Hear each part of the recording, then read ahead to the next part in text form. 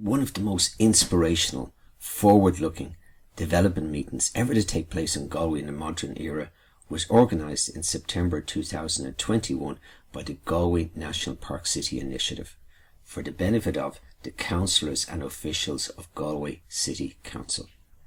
Chaired by Micheál Ó ex-director of the Environmental Protection Agency, and formally launched by Mayor Colette Connolly with the champions of the Galway National Park City in attendance, presentations were made by an array of world-renowned London-based developers, as well as a senior official at Cardiff Council, the chief executive of World Urban Parks and former senior government official in Australia, a former European Union official recently involved in the development of the Green Deal, and the founder of the London National Park City. All these experienced and highly respected individuals spoke of their support of the National Park City designation and the benefits that it could bring Galway.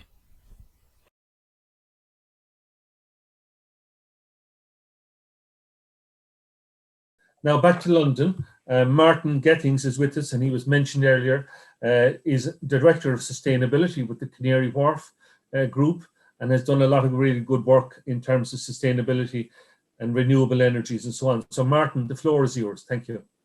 I'm Martin Gettings. I'm Director of Sustainability at Canary Wharf Group, and also Head of ESG for Europe for Brookfield Asset Management.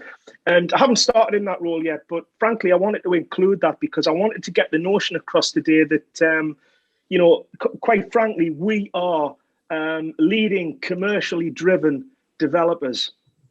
So if we start with that in mind, I'm going to try and use the next 5 minutes to explain why we are supporters of London as a national park city.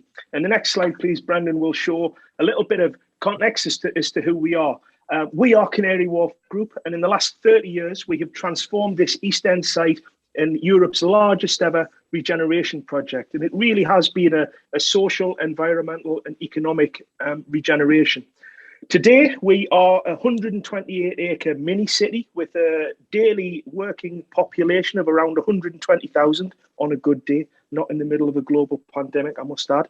But in that mix, we have over 150 commercial tenants. We have, and they range from finance. It's an urban myth that Canary Wharf is a banking district. It's a very, very diverse, vibrant business district.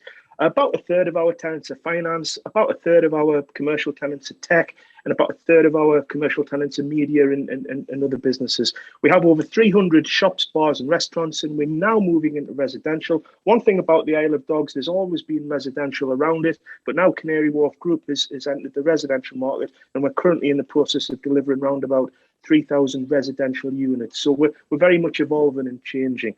And Brendan mentioned the fact that we've done a lot of work on sustainability. So just to highlight that, to show that sustainability is woven into the way we approach our developments. We recently became the UK's largest sustainable developer due to the fact that we have delivered over 11 million square feet of mixed use sustainably certified floor space. We've not sent any waste to landfill from our managed areas for over a decade.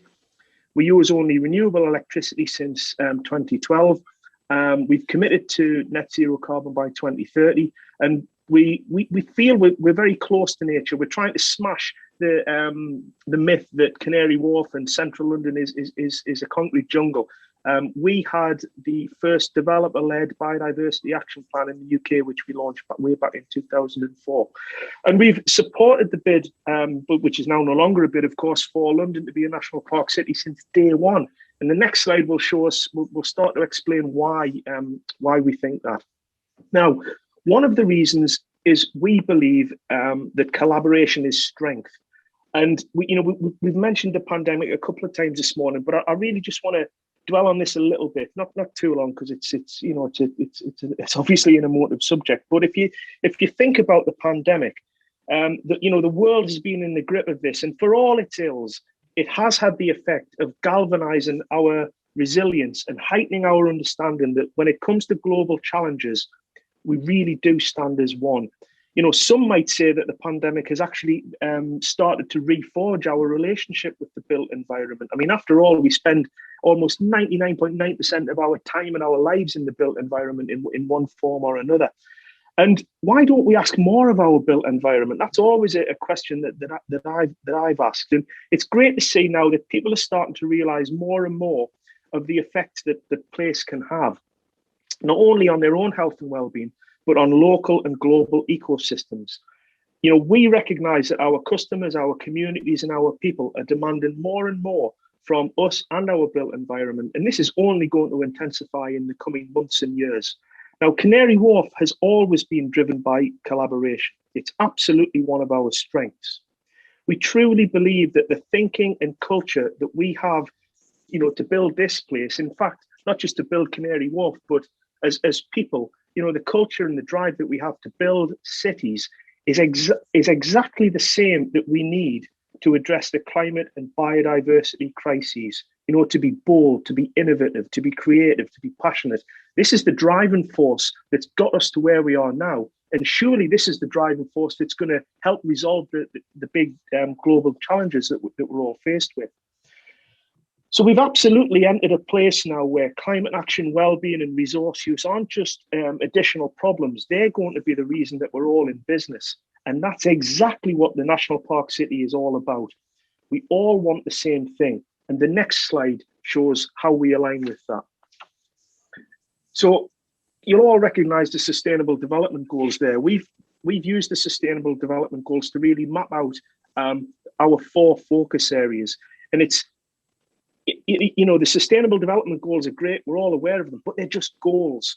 What we really need is sustainable development action. And as I say, the diagram at the top left there shows how we've aligned our strategy with those Sustainable Development Goals. We have 4 focus areas: climate action, going beyond zero waste, well-being and biodiversity, and responsible business.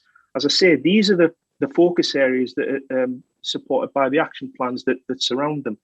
Now, all of this now means that we can now raise green finance based on our existing green portfolio and our future plans. And we absolutely see the aims of the National Park City as not just being in alignment with that, but in fact, it underpins that and gives us the purpose to deliver the SDGs, and actually also possibly a mandate for green finance and social bonds. So let's just go to the next slide. There's a potential perception that a national park city could be a barrier to development. We actually see it as the opposite. It's actually an enabler. When a city has achieved national park city status, it absolutely drives quality planning and development, which takes into account the needs of all its residents, large and small. And that's the key. It's all about involvement. So we use the equation: more biodiversity equals more green space, equals more nature, equals more happy people, equals more attraction, equals more investment, and so on. So we believe a city with National Park City status helps create the conditions for places, people and nature to thrive. So in summary, coming to my last slides now, we believe National Park City status is more than a badge. It's an activity that everyone can get involved in. It's aligned with the principles of good development. It gives purpose for business collaboration. It's a way to derive additional value from existing costs. And the last point there is really a little bit of a reflection of the leader-follower piece that Neil mentioned. You know, we think National Park City is strong, not because it's driven by legislation, but because it's voluntary. We're involved not because we have to, but because we want to be involved, and we feel that that is a much more compelling case to include and involve people. So those are my slides. Thank you. The next slide is just a thank you slide. That's all. Thank you. That's great, Martin. Thank you very much. That was really impressive. And having worked in the Irish EPA for a number of years, we'd love to have you talk to some of the developers around Dublin who haven't yet figured out how to do redevelopment without shifting thousands of tons of building waste out to the countryside around our cities. So we'll have to get you to go over and talk about that as well another time. But that was really excellent today. Very pleased excellent. to.